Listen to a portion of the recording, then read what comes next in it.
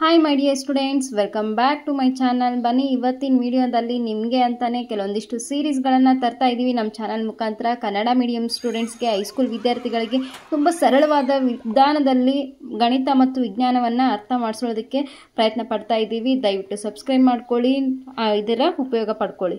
ಇವತ್ತು ಶಂಕು ಕೋನ ಕೋನಕ್ಕೆ ಸಂಬಂಧಪಟ್ಟಂಗೆ ನೀವು ಮೂರು ಫಾರ್ಮುಲಾ ನೋಡ್ತೀರಿ. ಪ್ರತಿಯೊಂದರದ್ದು ಮೂರು ಫಾರ್ಮುಲಾ ನೋಡ್ತೀರಿ. ಕೋನಕ್ಕೆ ಸಂಬಂಧಪಟ್ಟಂಗ ಕೋನದ ವಕ್ರ ಮೇಲ್ಮೈ ವಿಸ್ತೀರ್ಣ, ಪೂರ್ಣ ಮೇಲ್ಮೈ ವಿಸ್ತೀರ್ಣ, ಘನಫಲ. ಹೌದಾ? ಇದು ಕೋನ್ ಶೇಪ್. ಇದ್ರೊಳಗೆ ಏನೇನ್ ಬರ್ತಾವ ಅನ್ನೋದು ಗೊತ್ತಿರ್ಬೇಕು. ಫಸ್ಟ್ ಇದ್ರೊಳಗೆ ಏನೇನ್ ಬರ್ತಾವ? ಒಂದು ತ್ರಿಜ್ಯ ಬರುತ್ತಾ, ಒಂದು ಲಂಬ ಎತ್ತರ, ಒಂದು ಓರೆ ಎತ್ತರ. ಲಂಬ ಎತ್ತರವನ್ನ ಎಚ್ ಅಂತ ಕರಿತೀವಿ, ಓರೆ ಎತ್ತರವನ್ನ ಎಲ್ ಅಂತ ಕರಿತೀವಿ. ಇವು ಮೂರು ಎದ್ರೊಳಗೆ ಬರ್ತಾವ? ಶಂಕುವಿನ ಒಳಗೆ ಬರ್ತಾವ. ಅದಾದ್ಮೇಲೆ ಇದ್ರ ಮೇಲೆ ವಿಸ್ತೀರ್ಣದ ಮೇಲೆ ಎರಡು ಸೂತ್ರ, ಘನಫಲದ ಮೇಲೆ ಒಂದು ಸೂತ್ರ ನೋಡ್ತೀವಿ. ಅಂದ್ರೆ ಫಸ್ಟ್ಗೆ ವಕ್ರ ಮೇಲ್ಮೈ ವಿಸ್ತೀರ್ಣ. ವಕ್ರ ಮೇಲ್ಮೈ ವಿಸ್ತೀರ್ಣ ನೀವು ಇಲ್ಲಿ ಯೂಸ್ ಮಾಡ್ಬೇಕಾದ್ರೆ ಹೇಳಿದೀನಿ ನಾನು, ಯಾವ್ದಕ್ಕೆ ಪಾರ್ಶ್ವ ಮೇಲ್ಮೈ ವಿಸ್ತೀರ್ಣ ಯೂಸ್ ಮಾಡ್ಬೇಕು, ಯಾವ್ದಕ್ಕೆ ವಕ್ರ ಮೇಲ್ಮೈ ವಿಸ್ತೀರ್ಣ ಯೂಸ್ ಮಾಡ್ಬೇಕಂತ. ಯಾವ್ದಕ್ಕೆ ಪಾರ್ಶ್ವ ಮೇಲ್ಮೈ ವಿಸ್ತೀರ್ಣ ಬರುತ್ತೆ ಹೇಳ್ರಿ? ಆಯತ ಘನ ಮತ್ತು ಚೌಕ ಘನ. ಎದಕ್ಕಲ್ಲಿ ಯೂಸ್ ಮಾಡ್ತೀವಿ ಅಂದ್ರೆ ಅಲ್ಲಿ ಬಾಕ್ಸ್ ಟೈಪ್ ಇರ್ತೈತಿ. ಹೌದಾ? ಇಲ್ಲೇನಾಗಿರ್ತೈತಿ? ಸರ್ಕಲ್ ಟೈಪ್ ಇರ್ತೈತಿ, ಹಿಂಗ್ ಕ್ರಾಸ್ ಆಗಿರ್ತೈತಿ. ಅದಕ್ಕೆ ನಾವಿಲ್ಲಿ ವಕ್ರ ಮೇಲ್ಮೈ ವಿಸ್ತೀರ್ಣ ಅಂತ ಯೂಸ್ ಮಾಡ್ಬೇಕು. ಆಯತ ಘನ ಮತ್ತು ಚೌಕ ಘನಕ್ಕೆ ಏನಂತ ಯೂಸ್ ಮಾಡ್ಬೇಕು? ಪಾರ್ಶ್ವ ಮೇಲ್ಮೈ ವಿಸ್ತೀರ್ಣ ಅಂತ ಯೂಸ್ ಮಾಡ್ಬೇಕು. ಯಾಕಂದ್ರೆ ಅಲ್ಲಿ ಮುಖಗಳು ಪಾರ್ಶ್ವವಾಗಿರ್ತಾವ. ಹಿಂಗೊಂದು ಹಿಂಗೊಂದು ಹಿಂಗೊಂದು ಹಿಂಗೊಂದು ಇರ್ತಾವ. ಇಲ್ಲಿ ಏನಾಗಿರುತ್ತ? ವಕ್ರವಾಗಿರುತ್ತ ಮುಖ. ಮೇಲಿನ ಮುಖ ಏನಾಗಿರುತ್ತ? ವಕ್ರವಾಗಿರುತ್ತೆ. ಅದಕ್ಕೆ ನಾವಿಲ್ಲಿ ವಕ್ರ ಮೇಲ್ಮೈ ವಿಸ್ತೀರ್ಣ ಅಂತ ಯೂಸ್ ಮಾಡ್ತೀವಿ. ಅದರ ಸೂತ್ರ ಏನೈತಿ ಗೊತ್ತಿರ್ಬೇಕು. ಇದರ ಸೂತ್ರ ಏನು? ಒಂದು ಶಂಕುವಿನ ವಕ್ರ ಮೇಲ್ಮೈ ವಿಸ್ತೀರ್ಣದ ಸೂತ್ರ pi R L. Pi R L ಅಂತ ಯಾಕೆ ಯೂಸ್ ಮಾಡಿದ್ವಿ? Pi R L. Pi R L. L ಅಂದ್ರೆ ಏನಿಲ್ಲಿ? ಓರೆ ಎತ್ತರ. ಆಮೇಲೆ ಪೈ ಆರ್ ಅಂದ್ರೆ ಏನಿದು? ವೃತ್ತದ ಸುತ್ತಳತೆದೇನು? 2πr. ನಾವು ಪೈ ಆರ್ ತಗೊಂಡಿದ್ವಿ ಅಷ್ಟೇ, 2 ತಗೊಂಡಿಲ್ಲ.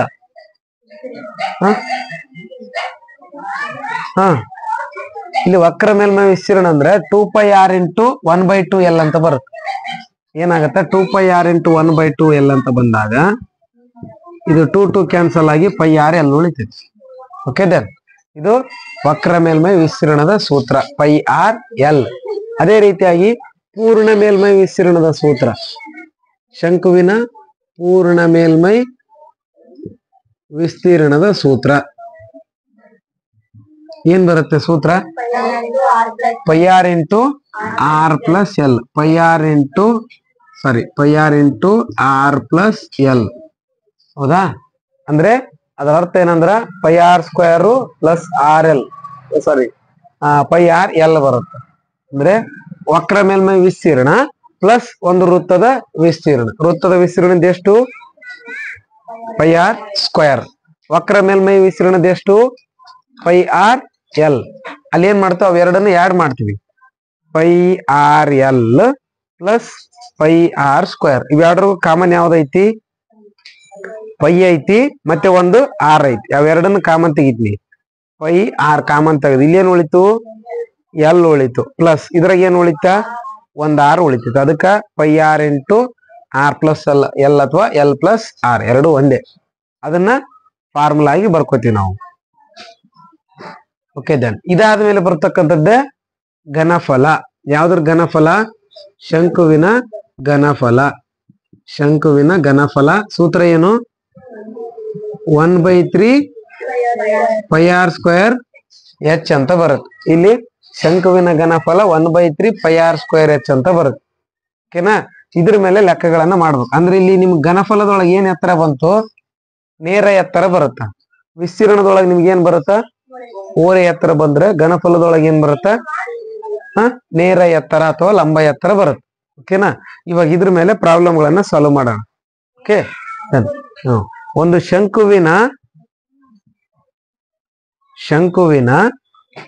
ಶಂಕುವಿನ ತ್ರಿಜ್ಯ 6 ಸೆಂಟಿಮೀಟರ್ ಮತ್ತು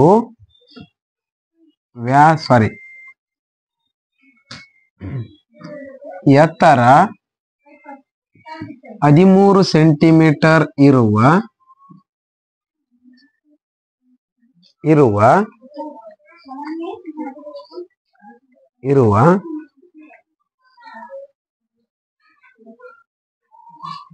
ಕೋನ್ ಆಕಾರದಲ್ಲಿರುವ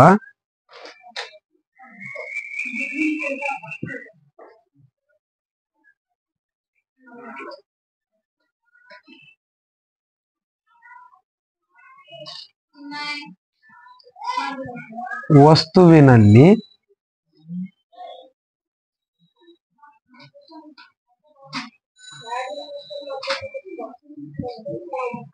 ತುಂಬಬಹುದಾದ ಐಸ್ ಎಷ್ಟು?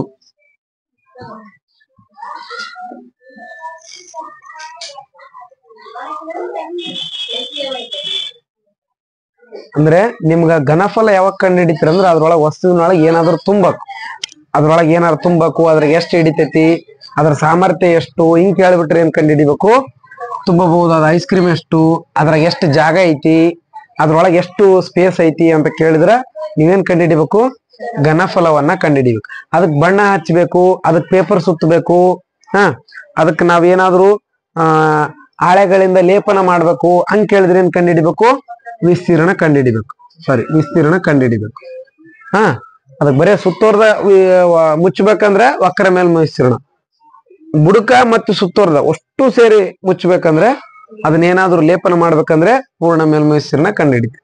ಇದ್ರಾಗ ಏನ್ ಕೇಳ್ಯಾರ? ಕೋನ್ ಆಕಾರದಲ್ಲಿರುವ ವಸ್ತುವಿನಲ್ಲಿ ತುಂಬಬಹುದಾದ ಐಸ್ ಎಷ್ಟು ಅಂತ ಕೇಳಿದ್ರು. ಅದ್ರೊಳಗೆ ಐಸ್ ಎಷ್ಟು ಫಿಲ್ ಮಾಡ್ಬೇಕಂದ್ರೆ ನೀವೇನ್ ಕಂಡುಹಿಡಿಬೇಕು? ಘನಫಲವನ್ನ ಕಂಡುಹಿಡಿ. ಅಲ್ಲಿ ಏನ್ ಕೊಟ್ಟಿದ್ದಾರೆ? ಘನಫಲವನ್ನ ಕಂಡುಹಿಡಿಯಕ ಶಂಕುವಿನ ತ್ರಿಜ್ಯವನ್ನ ಕೊಟ್ಟಿದ್ದಾರೆ. ತ್ರಿಜ್ಯ R = 6 ಸೆಂಟಿಮೀಟರ್. ಅದೇ ರೀತಿಯಾಗಿ ಯಾರು ಬರ್ಕೋಬೇಡ್ರಿ, ಆಮೇಲೆ ಬರ್ಸ್ತೀನಿ ನಾನು, ಇದೊಂದು ಮಾಡಿಸ್ತೀನಿ ನಾನು, ಅದಾದ್ಮೇಲೆ ಒಂದು ಪ್ರಾಬ್ಲಮ್ ಕೊಡ್ತೀನಿ ನಾನೇ. ಆಮೇಲೆ ಅದರ ಎತ್ತರ ಫಸ್ಟ್ಗೆ ಗಿವನ್ ಡಾಟಾ ಬರ್ಕೊಳ್ಬೇಕು ನೀಟಾಗಿ. ಎತ್ತರ H = 13 ಸೆಂಟಿಮೀಟರ್. ಇದಾದ ಮೇಲೆ ಕೋನ್ ಆಕಾರದಲ್ಲಿರುವ ವಸ್ತುವಿನಲ್ಲಿ ತುಂಬಬಹುದಾದ ಐಸ್ ಹಿಂಗೆ ಬರ್ಕೋಬೇಕು. Cone ಆಕಾರದಲ್ಲಿರುವ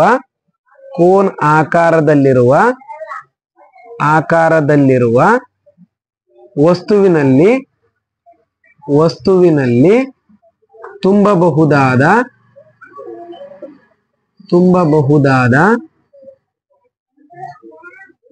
ice = 1/3 πr² H. 1/3 into π ಅಂದ್ರೆ 22/7 ಇಂಟು R ಅಂದ್ರೆ 6 ಇಂಟು R² ಅಂತ ಐತಿ. 6 ಇಂಟು 6 ಇಂಟು H ಅಂದ್ರೆ 13.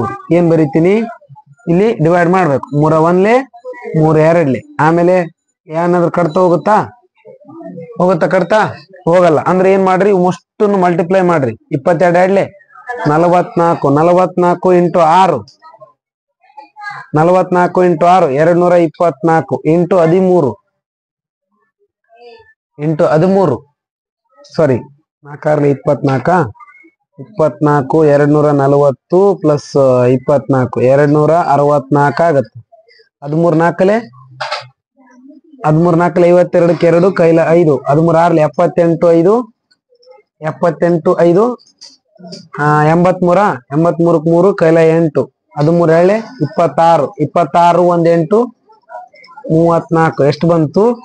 34 32 ಡಿವೈಡೆಡ್ ಬೈ 7 ಬಂತು.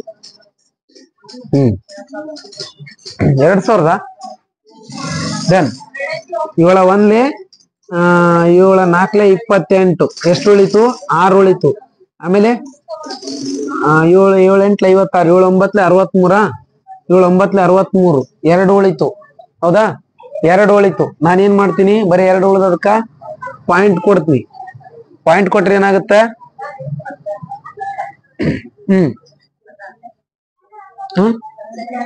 ಒಂದ್ 0 ಬರುತ್ತಾ?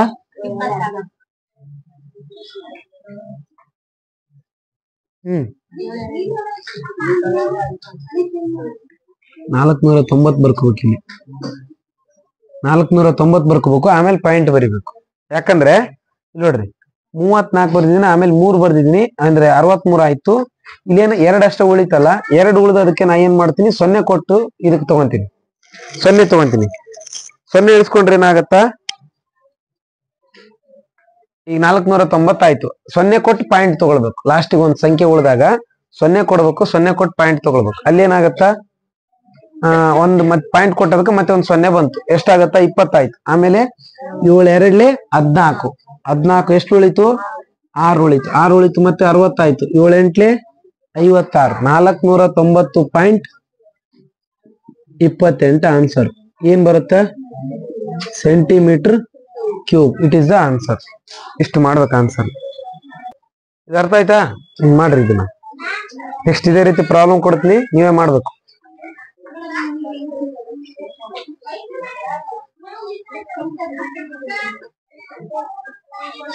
ಶಂಕು ಅಂದ್ಮೇಲೆ ಘನಫಲ ಅಂತ ಬಂದಾಗ ಎತ್ತರ ಸಿಗ್ಬೇಕು, ಆಮೇಲೆ ತ್ರಿಜ್ಯ ಸಿಗ್ಬೇಕು. ಅವ್ ಡಾಟಾ ಬರ್ಕೊಂಡ್ರೆ ಓನಾಗಿ ನೀವೇ ಮಾಡ್ರಿ ಲೆಕ್ಕ. ನಿಮಗೆಲ್ಲ ಇವತ್ತಿನ ವಿಡಿಯೋ ಯೂಸ್ಫುಲ್ ಆಗಿರುತ್ತೆ ಅಂತ ಭಾವಿಸಿದ್ದೀನಿ. ನಿಮಗೆ ಯಾವುದಾದ್ರೂ ಡೌಟ್ ಇದ್ದರೆ ಕಮೆಂಟ್ ಮಾಡಿ ತಿಳಿಸಿ, ನಾವು ಉತ್ತರ ಕೊಡ್ತೀವಿ. ಸೊ ಮತ್ತೆ ನೆಕ್ಸ್ಟ್ ವಿಡಿಯೋನಲ್ಲಿ ಸಿಗೋಣ. Thanks for watching.